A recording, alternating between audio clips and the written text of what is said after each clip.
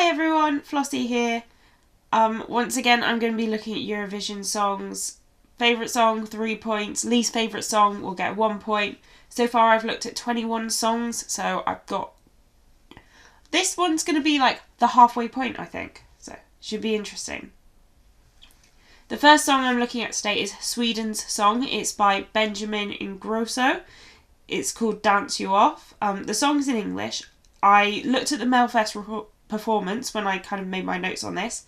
I'd actually watched all of Melfest this year, the Swedish Eurovision selection that is.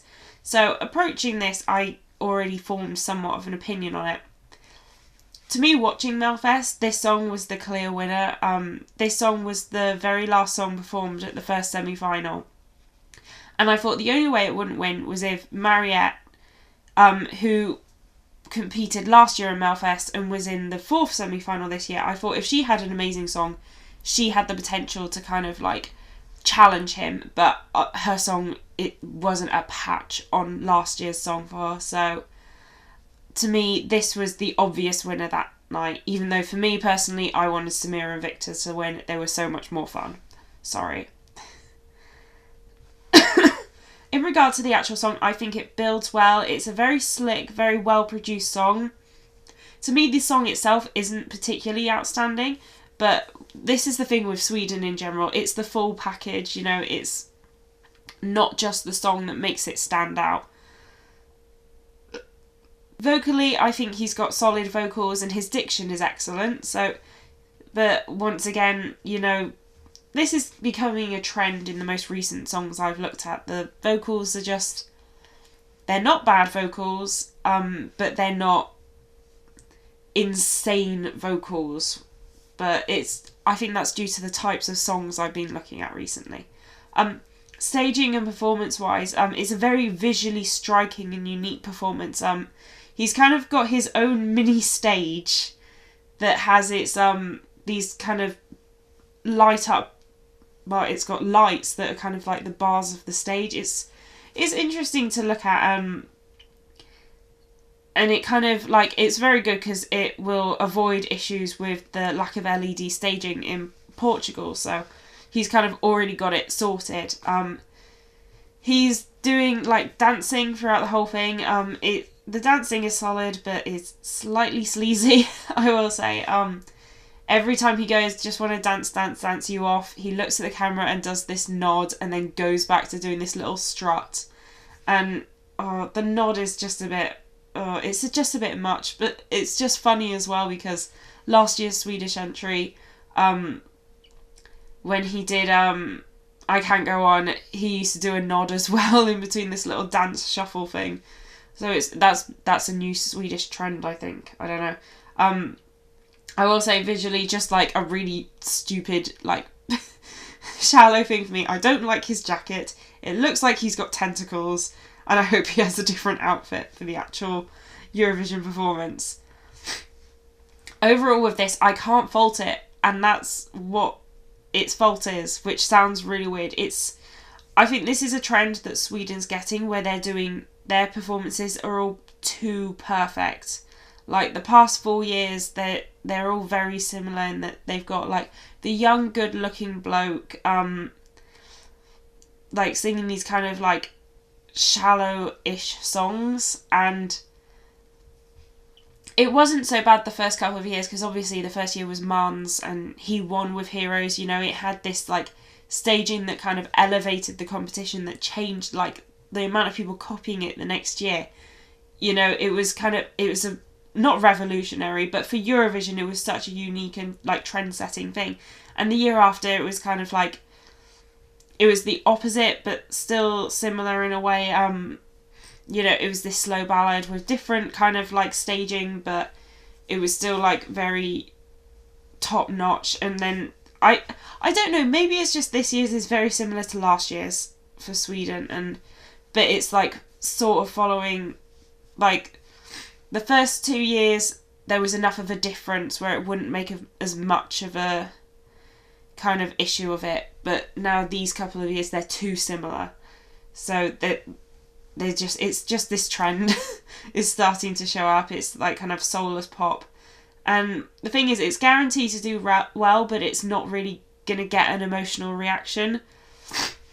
Like, compare it with Portugal last year, where so many people were just like, they were affected by that song. And like, for me this year, like, if I look at Italy's song, like, when I watched that, it was like watching something special. I don't think you can get that from this. I actually watched the final of Melfest last year, which Benjamin Ingrosso competed in last year as well. And I did prefer his song last year. There was a bit more heart to it. It's kind of funny because when I was watching it last year, I thought he is stuck in the 90s. Like, his clothes, like his, like, the entire styling, like the dancing, the actual song, it was like something from the 90s. And then with this song, it's almost like he's moved up a decade, and it's now in like Justin Timberlake's Sexy Back era, which is just like, he's still stuck in the past, but it's getting a bit more modern. I can't necessarily say I don't like it. It's not a displeasing song to listen to, and the staging is solid. It's too flawless though. Like, you need there to be like some little, I don't know if some little kinks is kind of like the right word, but it's like there's a point where something's too like put together that it just loses kind of, not the humanity, that just sounds really weird, but something along those lines. It just loses kind of like maybe a little bit of personality kind of feel to it. I don't doubt it will do well. I just hope kind of this trend stops next year. Hopefully they'll have a woman representing them next year, or a band, I don't know. Just something different. And it's just irritating for me because Sweden's one of my favourite countries in Eurovision. You know, if you look at, you know, their wide history of like brilliant songs and whatever, they've had some of the most notable songs in the competition. Of course, Waterloo's considered by most to be the best song out of Eurovision, or the most notable song. And then like even going back like to nowadays with Euphoria is like an incredible song. And it's just, I want Sweden to get back to being just more than this. This is just too perfect. Which is very weird to say. Now, the second song I looked at today was Switzerland's songs. It's by Zibs and it's called Stones. And this band, their name is my most fun name of the whole competition, Zibs. Very fun to say, Zibs. This song's in English. I watched the national final performance again, so got a nice live performance for it. In regards to the actual song, it's quite a cool beat. It's got a catchy, memorable chorus. And I like, towards the end, before like the last chorus, I think it was, there was like this little build up with drums, which I thought was really good. Vocally, I can't fault the vocals. It's like with the past few songs, they're just good for the song, but they're not, you're not thinking like it's Aretha Franklin, Beyonce, Jennifer Lawrence, all that type. It's just that they're good vocals, but they're not like head, heart in your head, mouth, what, I don't know. They're not like the most over the top vocals, but they were good vocals. Staging wise, it's interesting. It's a 2-person band, a man and a woman. The woman's the singer and the man's the musician. And what they've done is, generally it's a simple stage where she's just like going around singing whatever and he's just playing.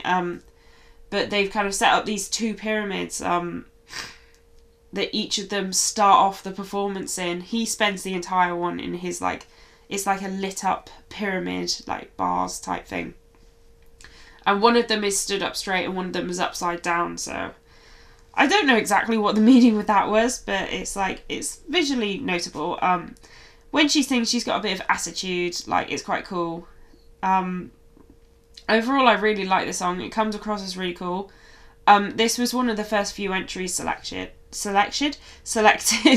and initially it stuck out to me of all the songs. And even after all the other songs have been selected, sometimes songs you liked at the beginning, you kind of grow bored of them, or they're overshadowed by other songs. This one's still stuck out to me, so that's good. And I find it quite interesting, kind of the band is almost reminiscent of France's entry this year, their band, because that's another one where it's a female vocalist and a male musician, but the music is so different. So it's a nice kind of contrast where you can have kind of two different than usual. Normally you've got the male singer, the female singer, the kind of male-fronted rock band, that kind of thing.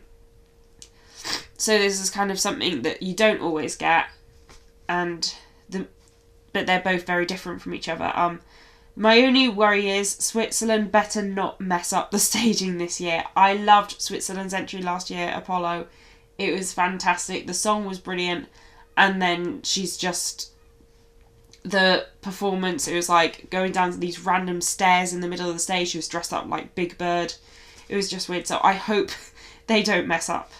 The final song I looked at was Ukraine's song. It's by Melovin and it's called Under the Ladder. This song is also in English. It's also from a national final performance. This one's a bit tricky for me. In regards to the actual song, for me the highlight was the chorus. It's quite it's not a fun upbeat song. It's a fast-paced song, which is quite cool. Vocally, this is where kind of I think where the problem is for me.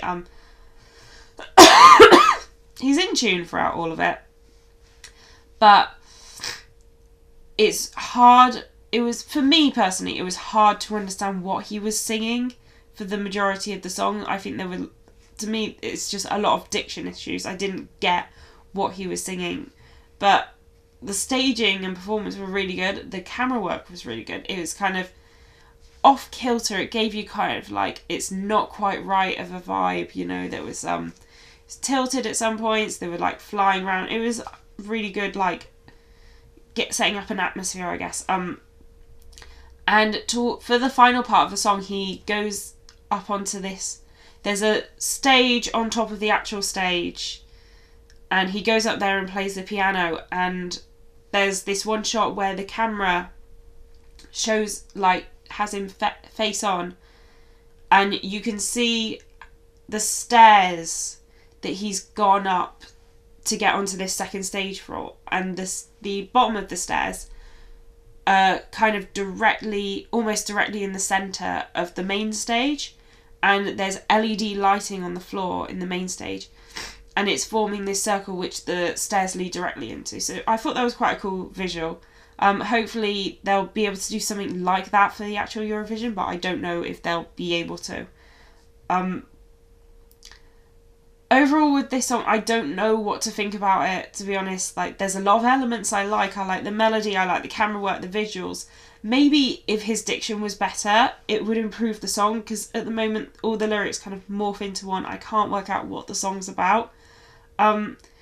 This song, it might be one of those songs that's just there. For me, you know, I have no particularly strong feelings about it. But I did find it kind of amusing. Something about his styling reminds me of a young Boy George. I don't know why. There's something flamboyant, maybe. So yeah, that just amused me. Overall today, I thought these were 3 very polished songs this time. Yeah, some of them, obviously 2 of them I just didn't know what to think about. One of them I liked. I didn't dislike any of them, just maybe they're just not particularly inspiring for me. I don't know. So I'm going to give 1 point to Ukraine. It just doesn't elicit any particular feelings from me. I think his diction needs to improve, and it's irritating because there are many elements of it I like, but there's just something that doesn't sit well with me, which is annoying. My 12 points, oh god, I'm getting ahead of myself now. My 2 points are going to Sweden. It's too perfect. I can't fault it, and it's really irritating me. It's another one where it's so perfect it doesn't elicit anything from me. I might be slightly more invested in this one than Ukraine's because I watched Melfest and had had longer to get the song, so to speak. But yeah, so obviously my 3 points are going to Switzerland. To me, it's a cool song. I like the rocky edge to it. I think it's the type of song I would listen to anyway. So, as a result, on the leaderboard, Switzerland is now joining Spain, Romania, the Netherlands, Moldova, Italy, Denmark and Czech Republic with 3 points. And then Ukraine's joining Slovenia, San Marino, Montenegro, Malta, Hungary, Germany, and Albania with 1 point. Now with this, I'm over halfway through these reviews, and it's interesting to see, like, looking back at some of these songs and thinking it's 3 different groups of songs, just the 3 points, the 2 points, and the 1 points, and some in there I like. There are some I like a whole lot more or a whole lot less than other songs in that little group they're in. So, and I think it just goes to show it's the luck of the draw, really, you know, which 2 songs they were up against, how they ended up with however many points they have, which kind of is reminiscent almost of what the semi-finals and the running order can be like in Eurovision overall. Some of these songs have really grown on me, so I think the leaderboard will definitely have a shake-up once I go into the next round. So we shall see. So I have been Flossy. Ta-ta!